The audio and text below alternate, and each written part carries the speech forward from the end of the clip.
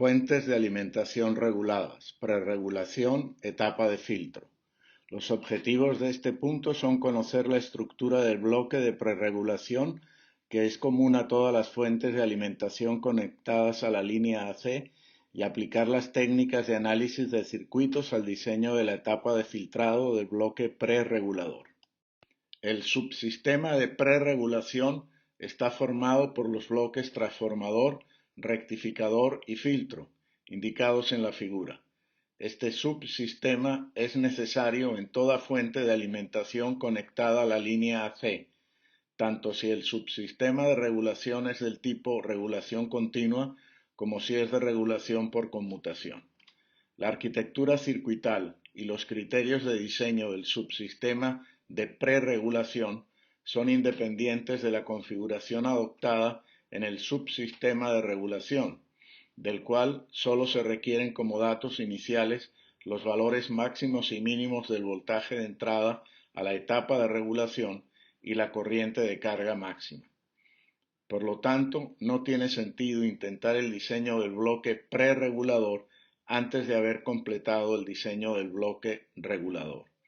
De hecho, el diseño del subsistema preregulador debe realizarse desde la salida a la entrada, empezando por definir el valor del condensador del filtro, siguiendo con los diodos del rectificador y terminando con el transformador y las consideraciones relacionadas con la conexión a la línea. La figura presenta la implementación más generalizada de los tres bloques del subsistema preregulador. Por razones de simplicidad, costo y volumen de energía manejada, el filtro es capacitivo de una sola etapa, con lo que se logra que su característica dinámica sea razonablemente similar a la de una fuente de voltaje ideal. Para minimizar el tamaño del filtro capacitivo, es necesario que el rectificador sea de onda completa. En general, se prefiere usar un puente rectificador conectado a la línea con un transformador de un solo secundario, en vez de un rectificador con dos diodos conectado a la línea con un transformador de doble secundario, porque, en el estado actual de la tecnología, la primera configuración es más económica. El trazo negro grueso en la figura presenta la forma de onda ideal del voltaje en el condensador de filtrado.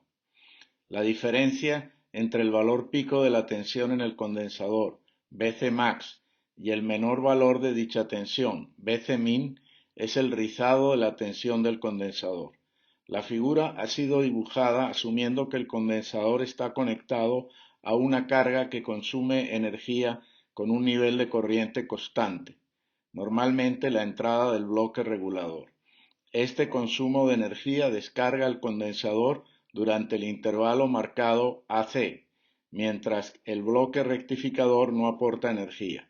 El condensador se carga durante el intervalo CD, durante el cual el bloque rectificador entrega energía para, simultáneamente, cargar al condensador y alimentar a la carga. Una vez completado el diseño del subsistema de regulación, en nuestro caso de la fuente regulada serie con amplificador operacional que acabamos de diseñar, se dispone de los datos necesarios para empezar el diseño del filtro. Estos datos son, primero, la corriente máxima consumida por el regulador, formada por la corriente máxima entregada a la carga, más todas las corrientes consumidas por el equipo regulador. En nuestro caso, la corriente del Zener, la corriente de alimentación del amplificador operacional y la corriente en el divisor de tensión. Segundo, los valores máximo y mínimo de la tensión de entrada al regulador, asumidos en el diseño, en nuestro caso, BINR más y BINR min.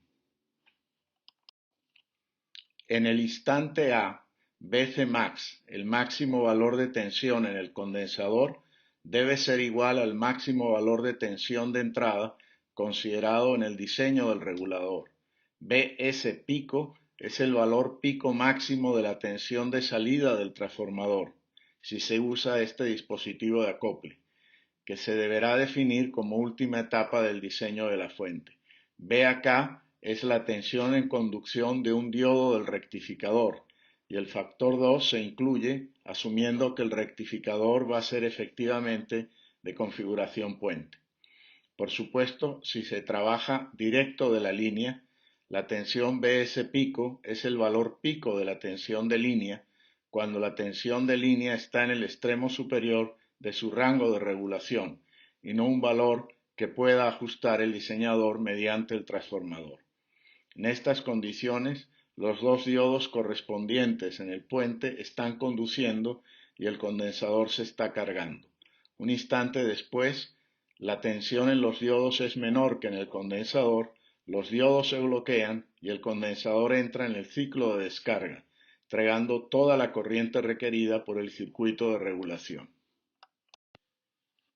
En la ecuación del voltaje del condensador se usa como referencia de inicio del tiempo el punto de máximo de la onda de voltaje, pi medios después del cruce por cero.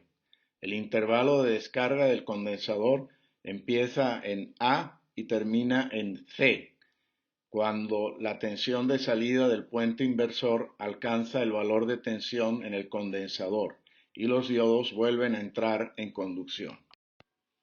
La referencia desde donde se mide el tiempo C es el cruce por cero del semiciclo correspondiente, el punto B en la gráfica. Eso hace que el tiempo total de descarga del condensador sea igual a un cuarto de periodo más el tiempo C.